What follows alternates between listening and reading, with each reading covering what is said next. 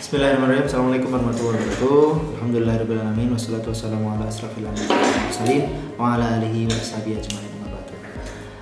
Teman-teman, untuk mentoring kali ini kita akan bicara soal keuangan. Ini soal yang sangat membuat jantung kita berdebar, membuat kita harus bernafas lebih banyak gitu ya. Karena emang ibarat uang ini adalah ruhnya. Kalau cash ini oksigen, profit itu nasi. Mana yang lebih utama? Makan nasi atau bernafas? Bernafas dulu. Teman-teman harus punya cash dulu. Masalah profitnya gede itu belakangan. Artinya apa? Kita mengejar agar cash itu terjadi dibandingkan dengan profitnya besar. Saya cerita ya. Dulu saya, keluarga saya berpikir bahwa kalau saya nitip barang di supermarket, profitnya bisa lebih besar. Kalau saya jual ke warung biasa, ya, saya nitip barang, saya nitip bikin bawang goreng, bikin ini saya titipkan ke ini, dapatnya kan cuma sedikit, harganya cuma 3 ribuan. Tapi kalau saya masukkan ke supermarket, profit saya bisa lebih besar. Saya masukin ke sana itu 6 ribu. Berarti saya dapat profit tambahan 3 ribu rupiah sendiri. Profit saya gede. Tapi dibayarnya baru 3 bulan kemudian. Cashnya buat si pemilik supermarket. Tapi saya baru dibayar 3 bulan kemudian. Sedangkan uang yang saya bayarkan di sini, walaupun saya untungnya cuma 500 perak, ya, mereka jual 3.000, saya masukkan kepada 2.000, mereka dapat harga 1.000 rupiah, saya dapat untung 500 rupiah. Tapi 500 rupiah itu saya dapatkan cash langsung pada saat itu. Itu saya dapat nafas.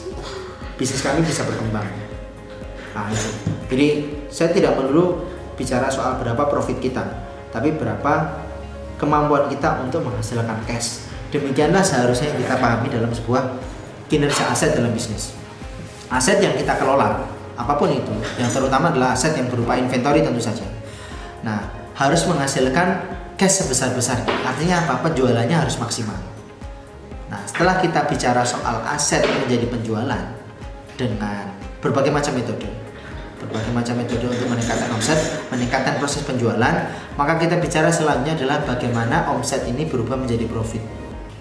Nah, berarti kita adalah melakukan efisiensi. Efisiensi di mana? Baik dalam menurunkan nilai HPP atau harga kulaannya gitu ya, atau menurunkan biaya produksinya, atau menurunkan biaya SDM-nya, atau misalnya SDM-nya tetap ya, tapi dia bekerja lebih banyak sehingga activity-nya lebih besar, atau pekerjaan-pekerjaan berdampak yang dilakukan menjadi lebih banyak, lebih besar, otomatis kan biaya personalnya menjadi turun. Nah, kita mendapatkan profit yang lebih besar. Terus berbagai macam cara yang bisa kita lakukan. Kita bisa melakukan kombinasi. Kalau saya dulu beli obat atau jual obat awal-awal itu hanya 1 atau 2, sekarang saya kombinasi. Ketika saya kombinasi, hasilnya bagi saya lebih besar, bagi pasien juga lebih baik. Contoh misalnya, ada orang pusing cuma saya beri paracetamol, saya cuma untung 500 atau 1.000 rupiah. Tapi ketika saya gabungkan dengan antasida, saya gabungkan dengan kurkuma FCT, memang nilainya menjadi lebih besar ya, sedikit lebih besar, tapi nggak terlalu besar juga kok, rata-ratanya hanya masih di bawah 20.000, masih worth it buat mereka. Sekali mereka bawa uang 20.000 waktu awal-awal ini, awal-awal 20.000, terus mereka dapat lebih bagus, saya juga dapat untung lebih banyak, kenapa tidak begitu? Nah, ini kita bicara soal obat-obat kombinasi. Nah, merubah omset yang sebelumnya menjadi profit lebih besar. Selanjutnya, profit yang sudah ada itu kita rubah sebesar-besar menjadi aset. Nah, ini terkait juga dengan bagaimana kita menetapkan angka cukup. Angka cukup ini juga bagian dari fundamental bisnis apotek. Kalau kita istilahnya itu besar pasak daripada tiang, atau kita gagal mendefinisikan angka cukup kita nggak cukup-cukup, yang terjadi adalah hedonic treadmill. Jadi semakin besar laba kita, semakin besar keuntungan kita, semakin kecil pengeluaran kita, semakin kecil biaya yang bisa kita tekan, akhirnya pengeluaran kita jadi lebih banyak, gaya hidup kita menjadi lebih bagus. Nah, itu yang kemudian membuat hedonic treadmill atau kebahagiaan kita juga justru tidak akan menjadi semakin besar kalau kita gagal menetapkan angka cukup.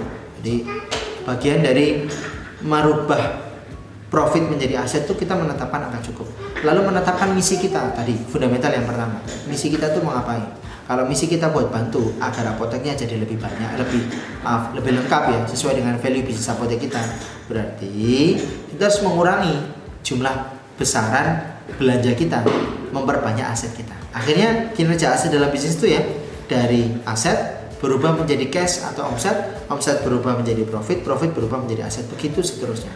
Nah, ini pola keuangan atau pola pertumbuhan keuangan secara organik.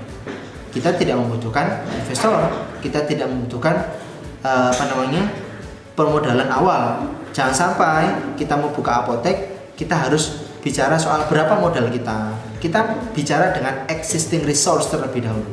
Hindari menunda-nunda, kita mulai dari aset yang sudah kita miliki.